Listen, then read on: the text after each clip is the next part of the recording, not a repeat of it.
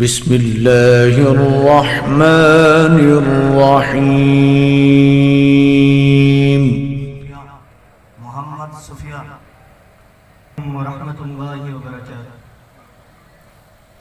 الحمد لله الذي رضي لنا الإسلام دينا وأنزل علينا في كتابه نورا مبينا، وأشهد أن لا إله إلا الله وحده لا شريك له في ربوبيته وألوهيته وأسمائه وصفاته، وأشهد أن محمدًا عبده ورسوله أرسله بالهدى ودين الحق فهبى به من الضلالة وبصر به العمى وأتم به النعمة، صلى الله عليه وعلى آله وصحبه وسلم تسليمًا كثيرًا.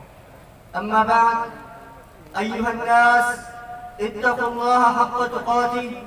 أيها المسلمون، إن الله قد بعث محمدًا بالدين القويم والمنهج المستقيم، أرسله رحمة للعالمين وإمام المتقين وحجة على الخلائق أجمعين، أرسله على حين فترة من الرسل فهدى به إلى أقوم الطرق وأوضح السبل، وافترض على العباد طاعته وتعزيره وتوقيره ومحبته والقيام بحقوقه، وصد دون جنته الطرق فلم تفتح لأحد إلا من طريقه، فشرح له صدره ورفع له ذكره ووزع عنه وزره وجعل الذلة والصغار على من خالف أمره.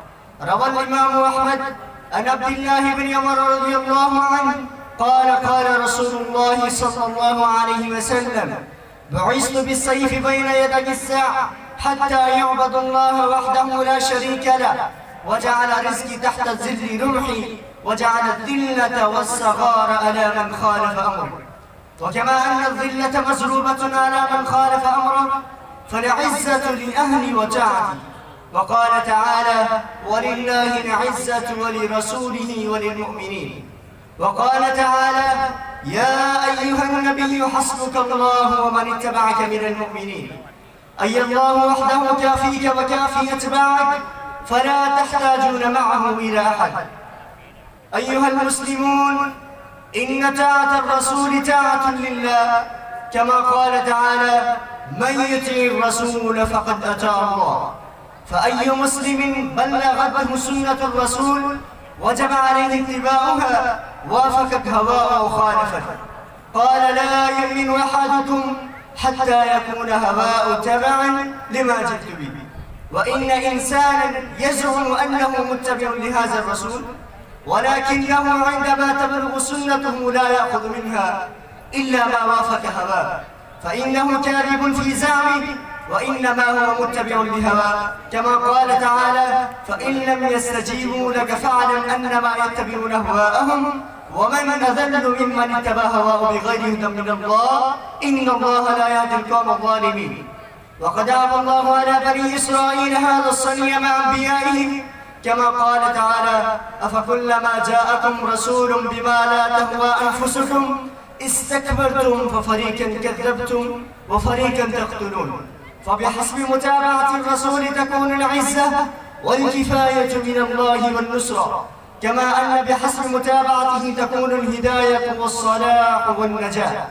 فالله تعالى علك سعادة الدارين بمتابعته، وجعل شقاوة الدارين في مخالفته، ولاتباع الهدى والأمن والفلاح وطيب العيش في الدنيا والآخرة، ولمخالفة الذلة والصغار والخوف والخذلان والشقاء في الدنيا والآخرة. وقد أقسم سبحانه بأنه لا يؤمن بل لا يحكم هذا الرسول في كل ما تنازع هو غيره، ثم يرضى بحكمه ولا يجد في نفسه حرجا مما حكم به، ثم يسلم له تسليما وينقاد له القيادة. وقال تعالى: وما كان لمؤمن ولا مؤمنة إذا قضى الله ورسوله أمرا أن يكون لهم الخيرة من أمره. فقطع سبحانه وتعالى التخيير بعد أمره وأمر رسوله، فليس لمؤمن أن يختار شيء غير أمره صلى الله عليه وسلم، لأنه إذا أمر فأمره حتم. ولقد رأى صلى الله عليه وسلم رجل يأكل بشماله، فقال له النبي صلى الله عليه وسلم: قل بيمينك، قال لا أستطيع. فقال له النبي صلى الله عليه وسلم لا استطعت، ما منعه إلا الكبر.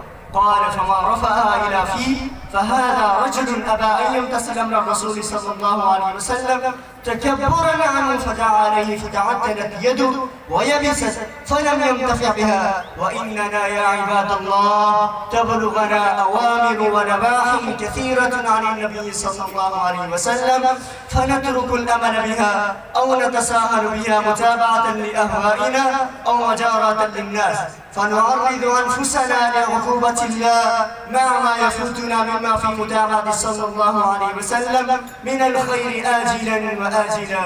وأختم كلامي بالدعاء، أسأل الله سبحانه وتعالى أن يوفقنا أن نطيع ونتبع رسولنا الكريم محمدا صلى الله عليه وسلم كما أمرنا بطاعته واتباعه. وأخيرا أقول قولي هذا واستغفر الله لي ولكم ولسائر المسلمين واستغفروه إنه هو الغفور الرحيم. والسلام عليكم ورحمة الله وبركاته.